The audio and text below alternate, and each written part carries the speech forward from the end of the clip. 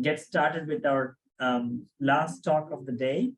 And for this day one card symposium, again, it is my distinct honor to welcome Mr. McLaughlin for this symposium. And his title of the talk is Cyber Warfare and the Technical and Legal Innovation Needed to Secure Our Digital World. Mr. McLaughlin is a cybersecurity attorney and policy advisor at Baker, Donaldson, Behrman, Caldwell, and Berkowitz PC in Washington, D.C. Prior to joining Baker firm, McLaughlin served in the United States Navy as an intelligence officer. His assignments spanned multiple postings worldwide, most recently as Chief of Counterintelligence and Human Intelligence for the Cyber National Mission Force, where he directed all counterintelligence, human intelligence, and law enforcement operations, investigations, and support to the Department of Defense global cyberspace operations. Mr. McLaughlin is also a cyber policy research affiliate at the University of Maryland Applied Research Laboratory for Intelligence and Security, where he advises senior government officials on the integration and expansion of Department of Defense cyberspace capabilities. With that, it is my distinct honor to invite Mr. McLaughlin to share his screen and for this card symposium. Is he there? Mike? Hey, good evening. I'm sorry, I was having a bit of trouble. There we Thank are. you, Mike. Are you able to see my screen? Yes, now we can see. It's great. Okay. Thank you for joining. Absolutely. Thank you so much for having me. So again, thanks to you, thanks to the University of North Dakota for inviting me to speak. For me, it's really an honor to be able to share my thoughts with so many innovative minds. And after listening to some of these presentations, it's just fascinating work. And I applaud you all for choosing to pursue this worthy cause and really getting the most out of this experience by learning from so many really esteemed professionals just across the board.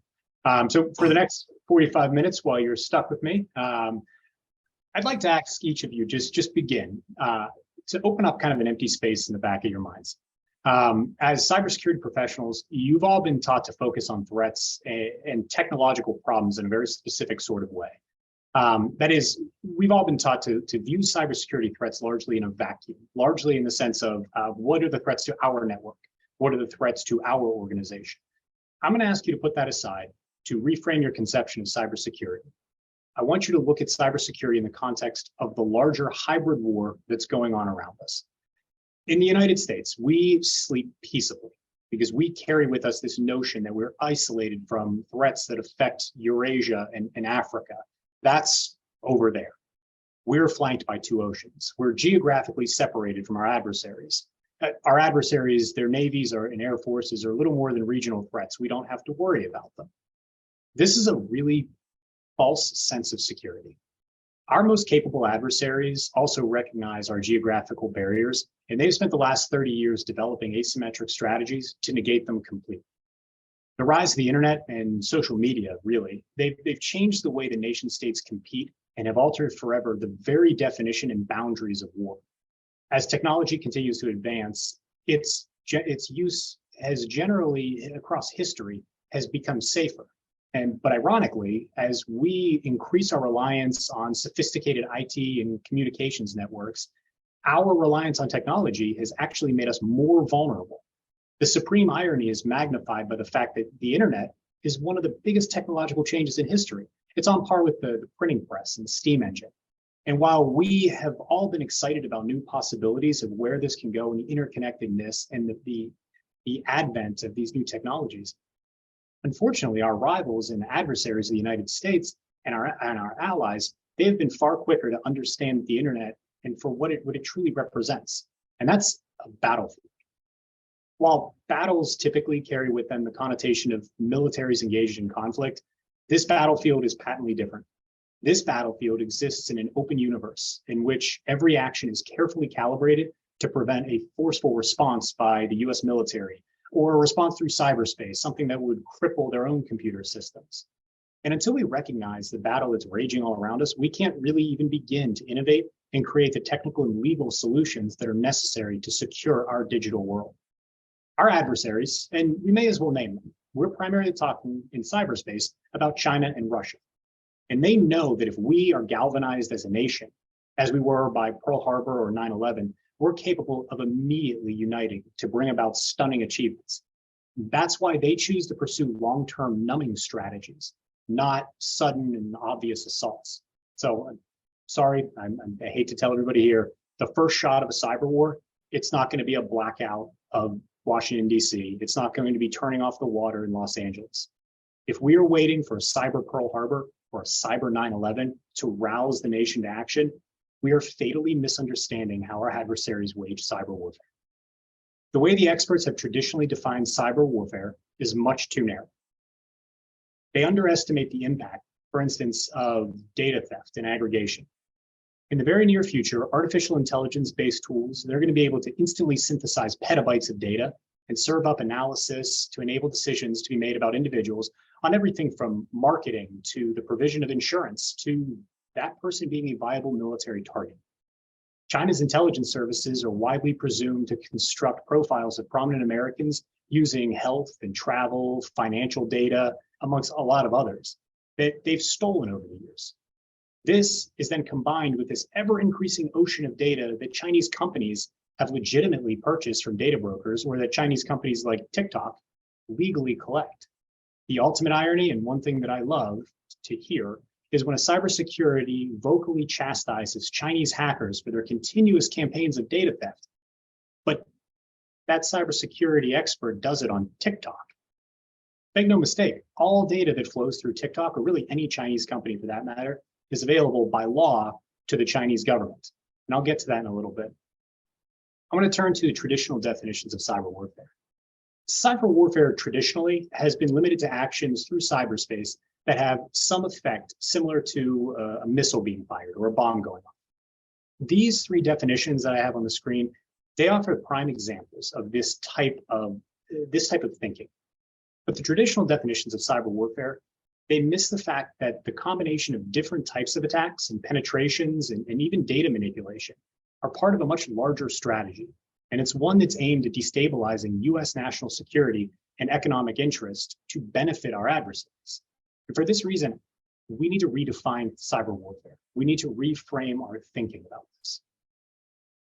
I offer this definition to address the full scope. And I'm not going to read through it, but I want to break it down piece by piece. Who can conduct cyber warfare? So starting at the top, this is something that the traditional definitions really miss. Under international law, only nation states can conduct an act of war. However, this can also be extended to groups acting as agents of a nation state. And that's why you see proxy groups, and in some cases, terrorist groups, are able to conduct what's constituted or what is considered an act of war. Applying this to cyberspace, the recent ransomware blitz is really the latest manifestation of our adversaries' broad campaigns to remain in the legal gray zone. Under traditional definitions, ransomware groups acting in concert to target organizations, it wouldn't necessarily qualify as cyber warfare. But does that make Russian-affiliated ransomware actors any less of a potent weapon in the Russian cyber arsenal? Of course not. Which brings us to the next part of the definition. It's not enough to limit the definition to those acting at the direction of the nation state. We need to deter countries that allow for their territory to be fertile ground for launching destructive attacks. Well, why is this important? As of 2021, 74% of all ransomware revenue worldwide ultimately went to accounts affiliated with Russia. Because ransomware actors serve the Russian agenda, the Kremlin does nothing to stop them. This is part of their strategy. At or below armed conflict. So the next one, as previously stated, our adversaries calibrate their activities so as to not overstep this line. And it's really important because they don't want to trigger that forceful response. But in doing so, they operate in a legal area that we're not able to forcefully respond. They do this intentionally. And finally, warfare is nation on nation. And this is something that has to be really clearly understood. Warfare cannot be a single organization or a single group attacking another country. That's just crime. That's criminal activity. There has to be some clear, discernible strategy that a nation is seeking to harm another nation. This excludes the vast majority of cybercrime, but it also excludes the vast majority of spying for the purposes of espionage. However, it can include things like disinformation operations, depending on the severity. A good example of this is the 2016 presidential election. Now, when we look at this definition, one thing becomes very, very clear. We're already at war. It's a new kind of war. It's a kind of war that we have been incredibly slow to comprehend. But our definition of warfare is not what matters. It's our adversary's definition. And they very much look at what is going on in cyberspace and going on all around us as war.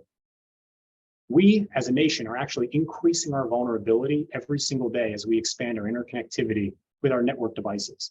And without a significant change of course, the coming Internet of Things combined with 5G and soon 6G communications, couple that with virtual reality and artificial intelligence, autonomous vehicles, and of course the metaverse, they're all going to create vulnerabilities that touch every single part of our lives. And it's something that we have to start thinking about now and innovating for. The United States has never found itself in a confrontation such as the one we face today. In our entire history, we have never before simultaneously competed against adversaries like China, which is a technologically advanced world power of 1.4 billion people, and Russia, which is a nuclear-armed regime bent on combining 18th century geopolitics with the weapons of modern warfare. What this means is that we and our allies have to shift our thinking in truly historic ways. We must galvanize ourselves to respond. And this is going to take bipartisan efforts in Congress. I know, something unthinkable. It's going to require forging public-private partnerships between federal, state, local governments, and small to medium-sized businesses, all the way up through our Fortune 100 companies. It's also going to require us to make rapid technological advances that have truly been unseen since the space race. And for this, we need poets and quants, we need engineers and lawyers, and we need creative thinkers all across the board. More than all of these, we need to open our eyes to the growing threat around us. And so let's talk about it. What is cyber warfare and what's it look like? I often hear the refrain, and it's at this point, it has almost become just monotonous. But we can't fight what we can't see. And historically, as we've viewed malicious cyber activities on this spectrum that you see before you, with destructive cyber attacks, so-called acts of war on the far end, and other hostile acts falling somewhere short of that. We need to move away from viewing the different aspects of cybersecurity and cyber warfare in distinct segments. So I ask you to consider these different elements in the context of the greater cyber war that's raging around us. I want you to think of the ongoing battle in cyberspace, not in terms of network vulnerabilities and compromises, but rather as an interconnected web of hostile activities that are designed to destabilize our population, harm our economy, and reduce the national security interests of not just the United States, but our allies in any democracy around the world. The readily apparent threats are destructive cyber attacks. That's what you can see, that's what people think about. So let's start there. These are what we have traditionally thought of as cyber warfare, because frankly, it's easy to imagine. We picture a transformer exploding in sparks or a dam opening and flooding a city.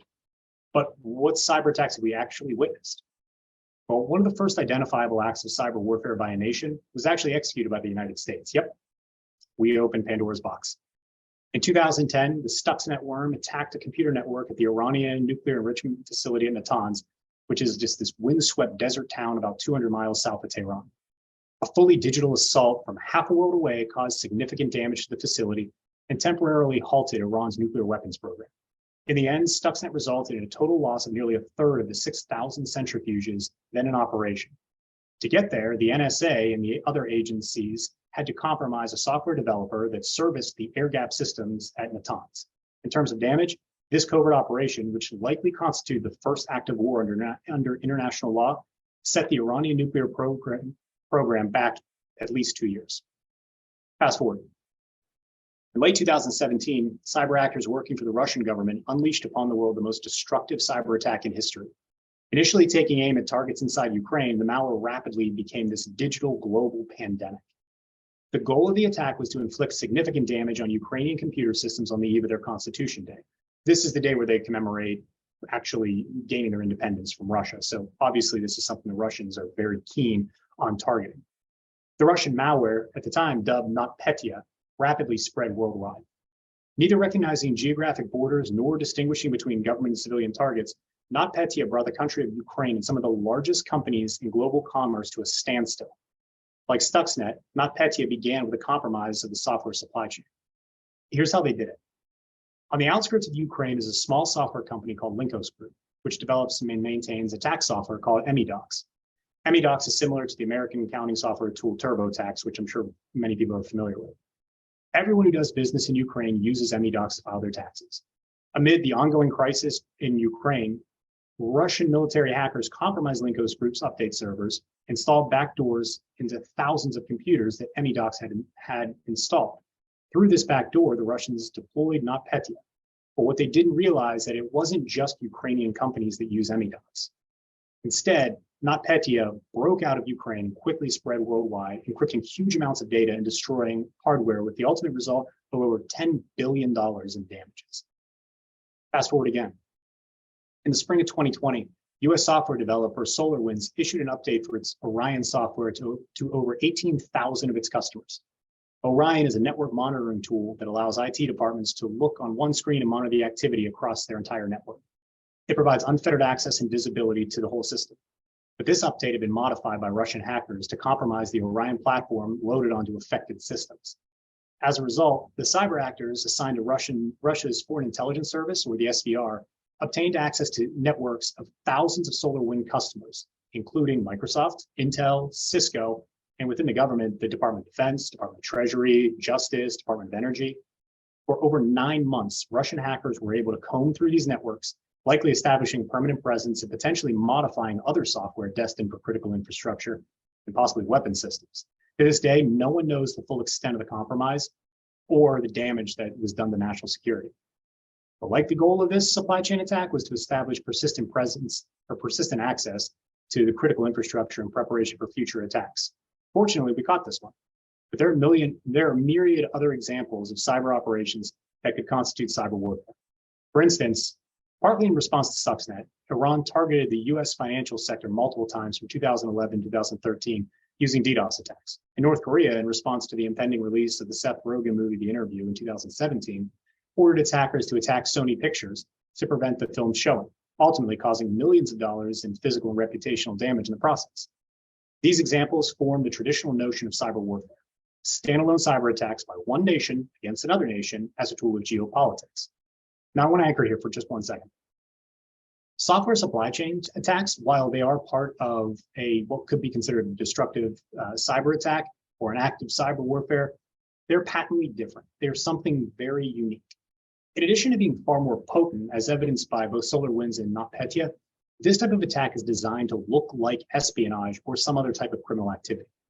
This serves the dual purpose of creating access for future destructive attacks, as well as injecting ambiguity in the legal analysis of victims.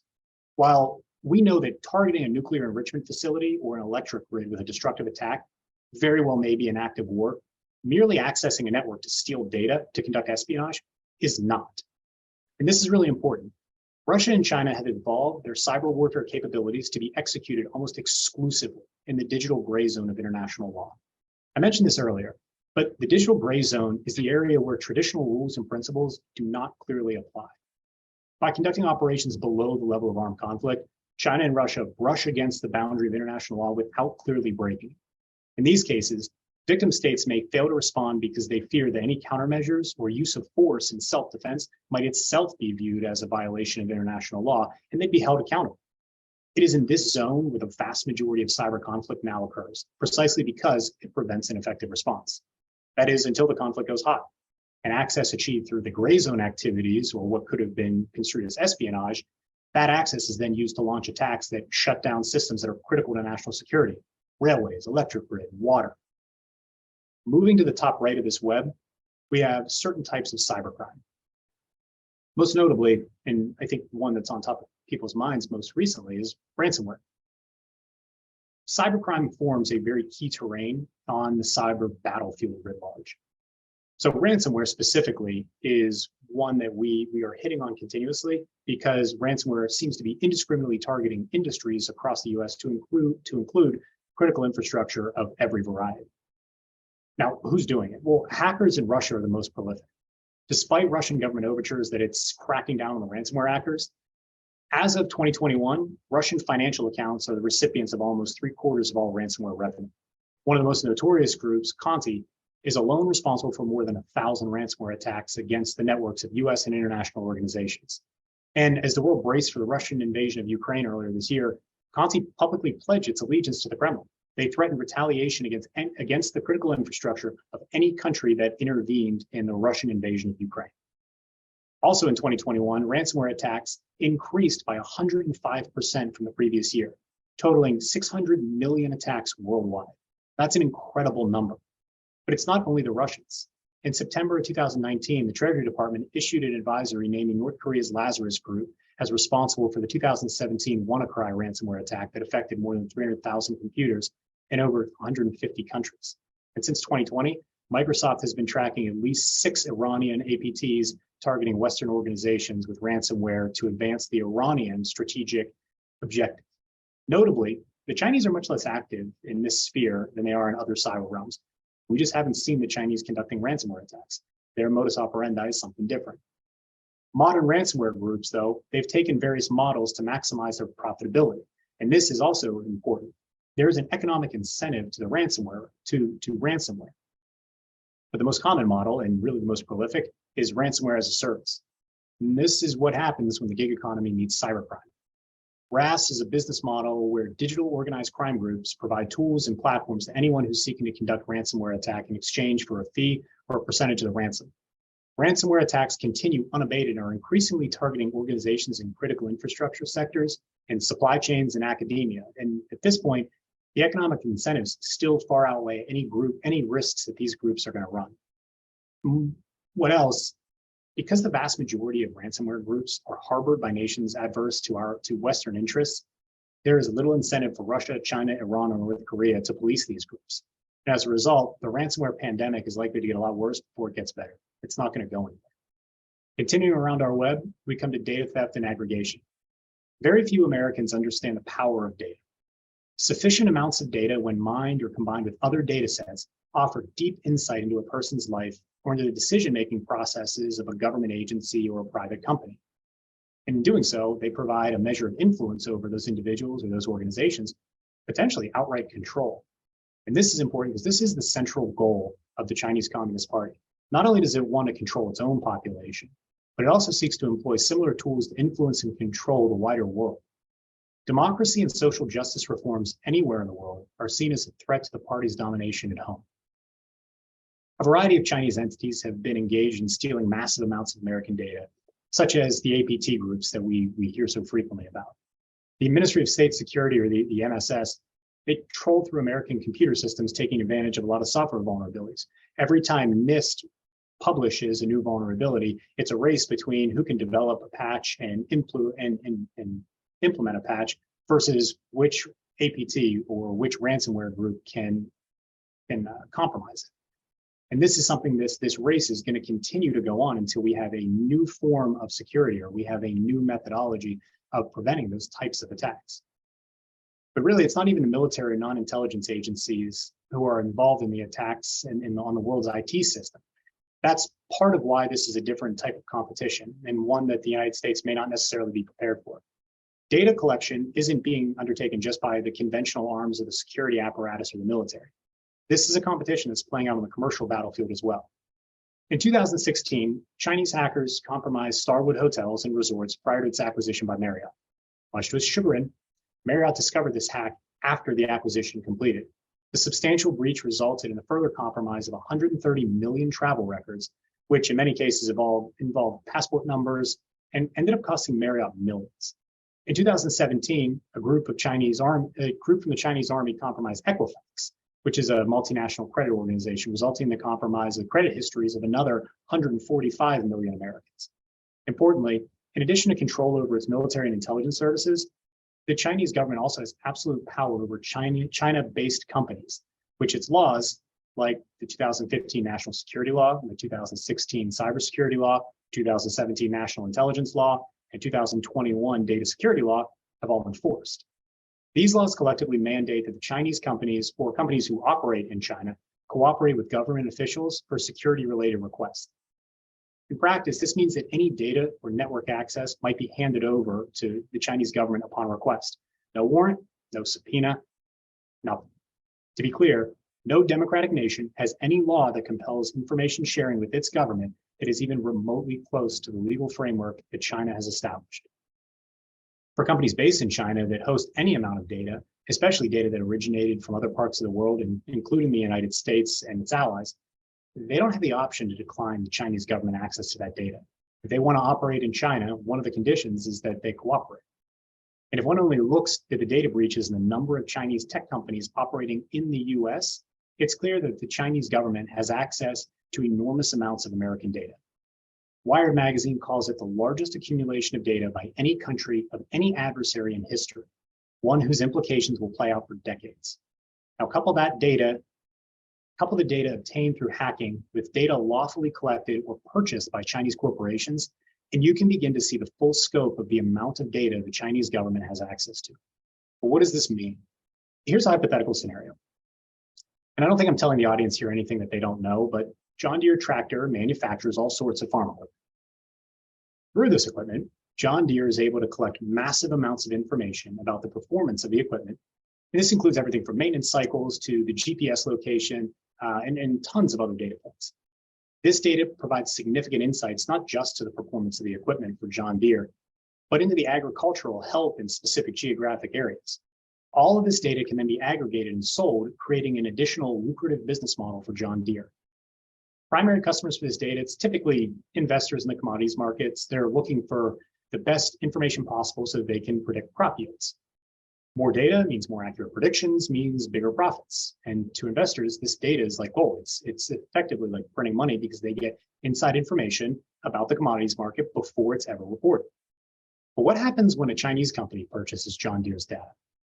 That same valuable data about crop yields in the hands of an adept Chinese official could be used to pressurize trade negotiations, or in a down year, it can be used to flood the market with Chinese exports at the precise time to drive down prices and harm the US economy.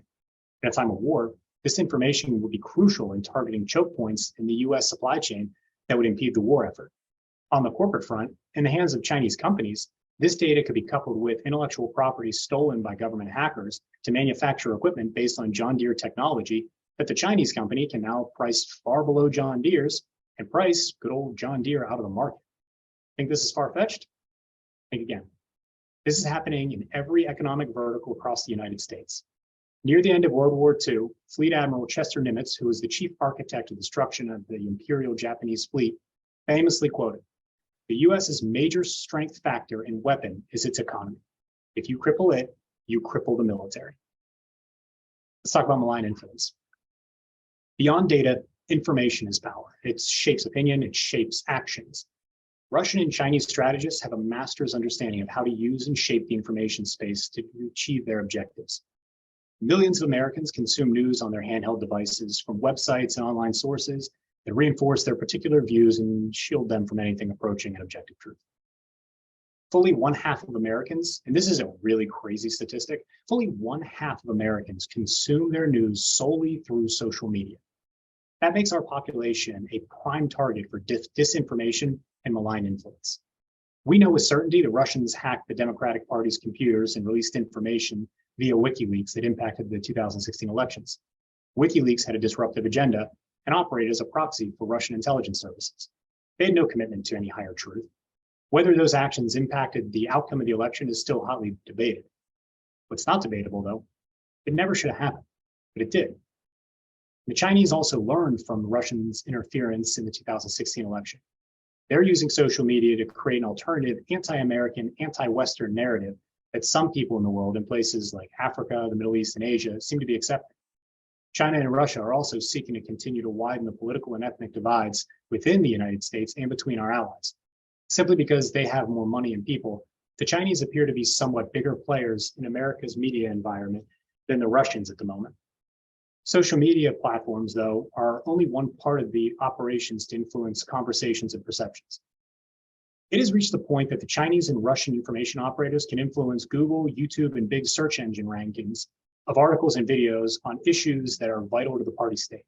In this way, they're taking a page out of our advertisers and our search engine optimization pros playbook. They're using all the tools that are at the disposal of Google, YouTube, and really any search engine to make sure that their ideas and their thoughts are the ones that are getting on the first page of the search. Because as we all know, you don't go beyond, at least, if you do go beyond the first page of Google, you're not going beyond page 4. China's information campaign also leverages unwitting American social media influencers. For example, ahead of the Winter Olympics, Chinese diplomats hired at least one public relations firm to run a social media campaign led by influencers to promote the games. To do that, the firm hired a Real Housewives of Beverly Hills TV star of Chinese descent, a Paralympic swimmer, and several others. And their goal was to promote touching moments on Instagram and TikTok. These influencers collectively had 5 million people who followed them on everything from travel to sports to women's issues.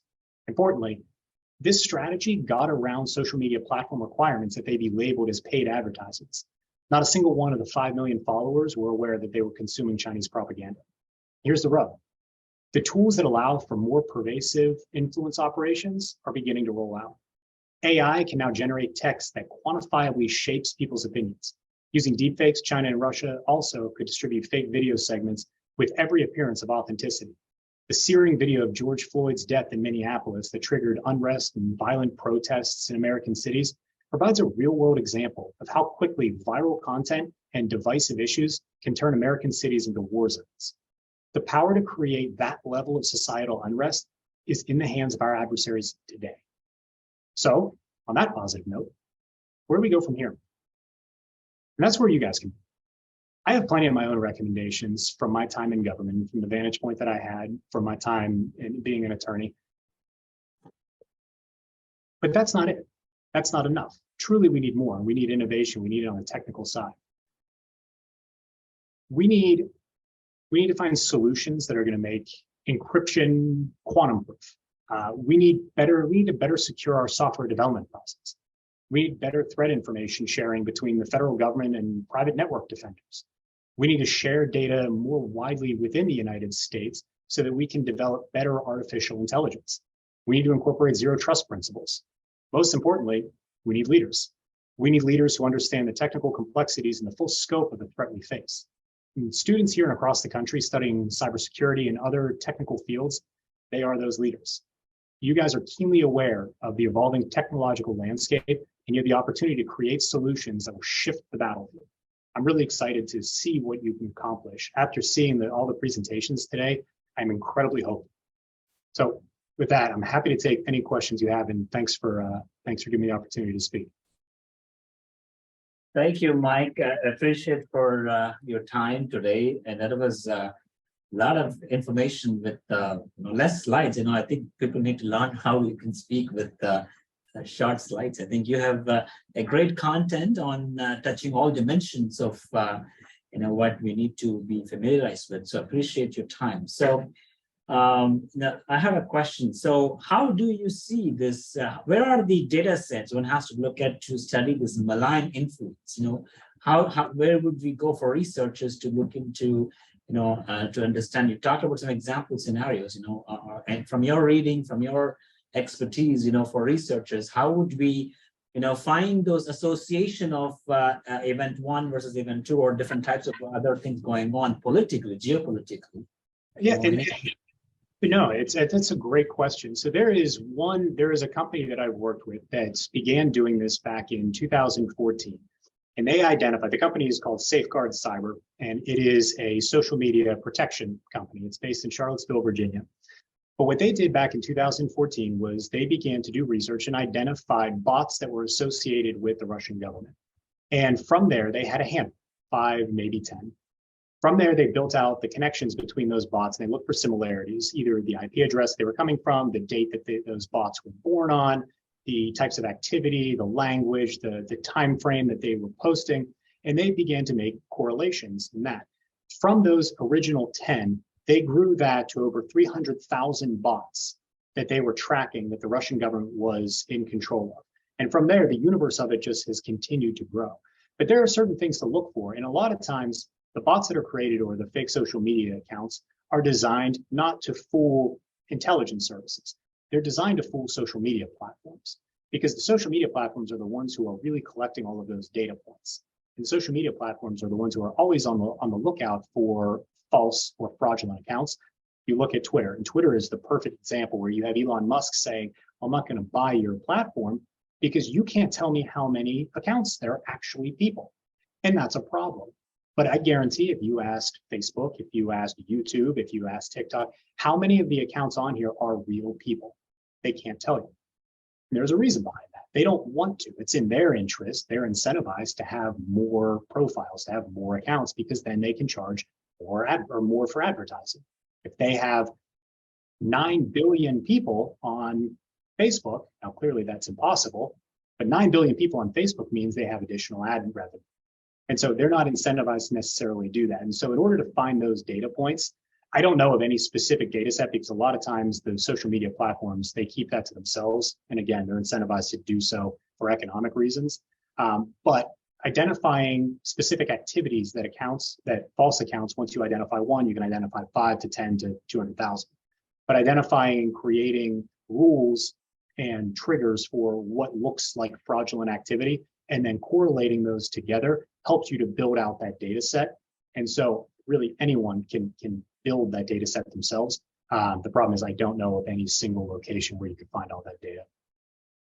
Cool. One final question. We have a lot of law students are listening right now. So what can you tell about the new book? What is this? Can you share some insight about the new book? What is it? Oh, you mean my shameless promotion here? Yeah. No, so my book is coming out in the spring of 23, and so it's on pre-order right now. But a lot of what I talked about during my discussion here, we go over a lot of those types of activity, or a lot of those types of ideas in the book, and we're laying out the full spectrum, the full scope of this is what cyber warfare is, what is going on all around us, and it's not just in cyberspace, but it's really everywhere around us. And it's everything from kinetic attacks or what would be construed as kinetic attacks for cyberspace, to ransomware and criminal activity, to malign influence, to theft of intellectual property. And then we go through some of our recommendations for what the government, what the private sector can do to remedy some of the issues that we've been seeing. Some of it is some of the investments we've already been seeing in chip manufacturing. Some of it is changes to US law that's more favorable to our social media platforms, ironically. And some of it is how do we work better together? How do we integrate so that we have a more meshed and coherent defense against our adversaries who really mobilize their entire societies to target us? Thank you so much for your insight. I have one question for you, Mike. Thank you for your talk. My question is geared more towards chip manufacturing.